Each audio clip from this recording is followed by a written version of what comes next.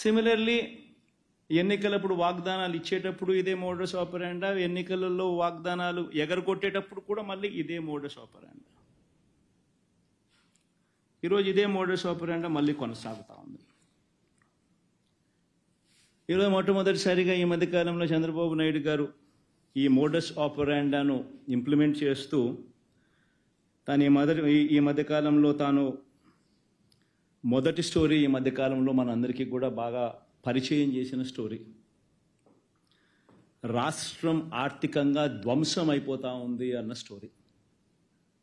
అందుకనే నేను regular budget కూడా ప్రవేశపెట్టలేకపోతా ఉన్నాను. రాష్ట్రం ఆర్థికంగా ధ్వంసం అయిపోయిన పరిస్థితిలో ఉంది అని కూడా చెప్పుకొచ్చే కార్యక్రమం జరుగుతూ ఉంది. ఇవన్నీ కూడా మనం చూస్తూనే ఉన్నాం. ఈ మాదిరిగా నిజంగా రాష్ట్రం ఆర్థికంగా ధ్వంసం నిజంగానే అయిపోతా ఉందా, అయ్యిందా అని ఒక్కసారి గమనిద్దాం. ఒకసారి నిజంగా మనం కూడా వాస్తవాలు కూడా ఒకసారి మన ద్వారా, ఎందుకనంటే ఇవన్నీ కూడా ఏమిటంటే సమస్య ఏంటంటే ఇవన్నీ కూడా ప్రజలకు తెలియాల్సిన అవసరం ఉంది, ప్రజలు ఆలోచన చేయాల్సిన అవసరం ఉంది. మరీ ముఖ్యంగా బాధ్యత కలిగిన విలేకరులుగా ఉన్న మీరు, బాధ్యత కలిగిన మీడియా హౌసెస్గా ఉన్న మీరు ప్రజల దగ్గరికి తీసుకొని పోవాల్సిన వాస్తవాలు కూడా ఇవన్నీ. నిజంగా ఒకసారి గమనిస్తే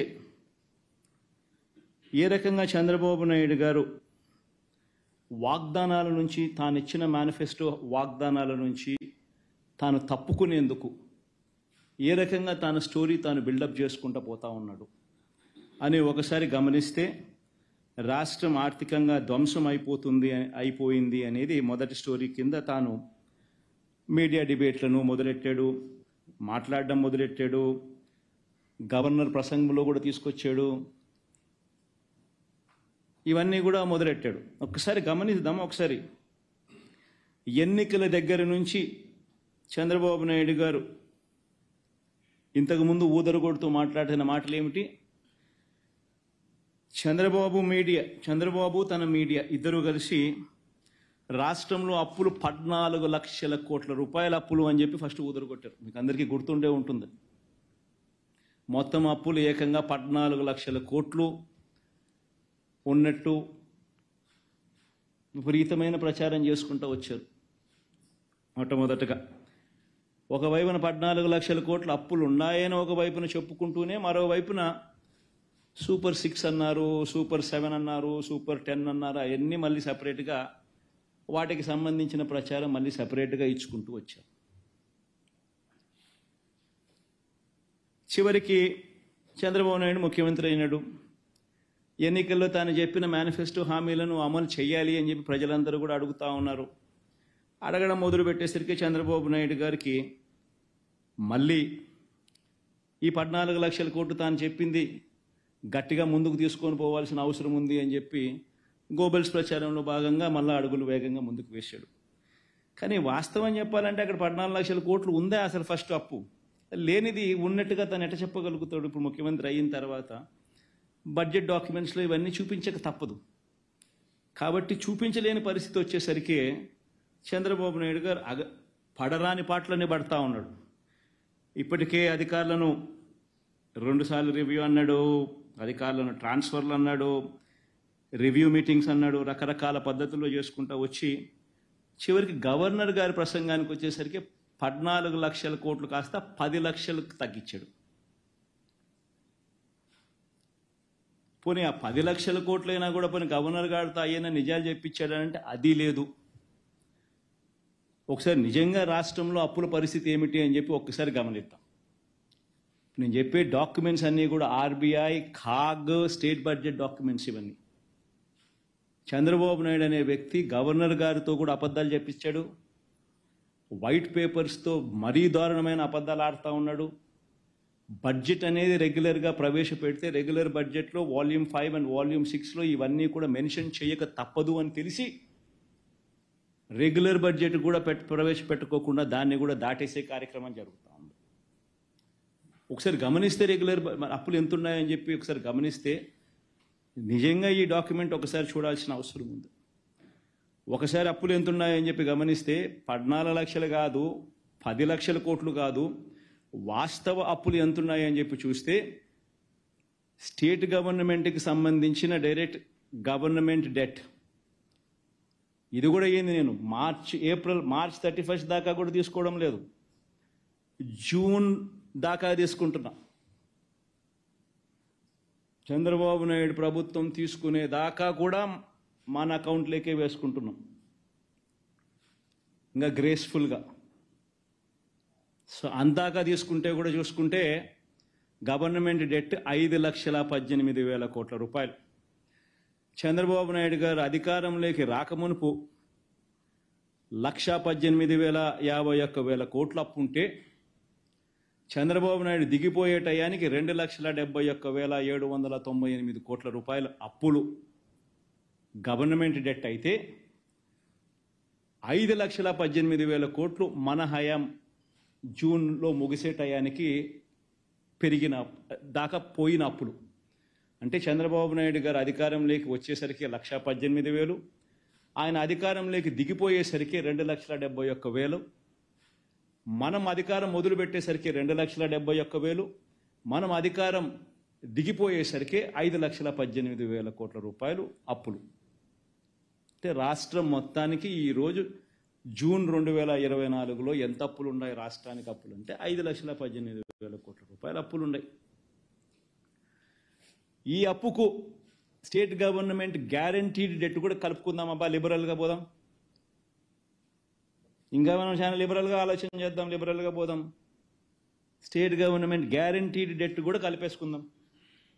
స్టేట్ గవర్నమెంట్ గ్యారంటీడ్ డెట్ కూడా కలుపుకుంటే, అంటే ఈ సివిల్ సప్లైస్ కార్పొరేషన్లకు ఇటువంటి వాటికి అన్నిటికీ కూడా గవర్నమెంట్ గ్యారంటీ ద్వారా అప్పులు తెచ్చుకుంటే, అటువంటివన్నీ కూడా కలుపుకుంటే చంద్రబాబు నాయుడు గారు అధికారంలోకి రాకమునుపు ఆయన హయాంలో స్టార్ట్ అయ్యేసరికి 5,744 కోట్లుంటే, ఆయన హయాం ముగిసే టయానికల్లా అవి కాస్త 50,000 కోట్లకు ఎగబాకుతే, మన హయాం స్టార్ట్ అయ్యే టయానికి 50,000 కోట్ల రూపాయలుతో మొదలెడితే, మన హయాం ముగిసేసరికి అటువంటి అప్పులు 106,000 కోట్లకు ఎగబాకాయి.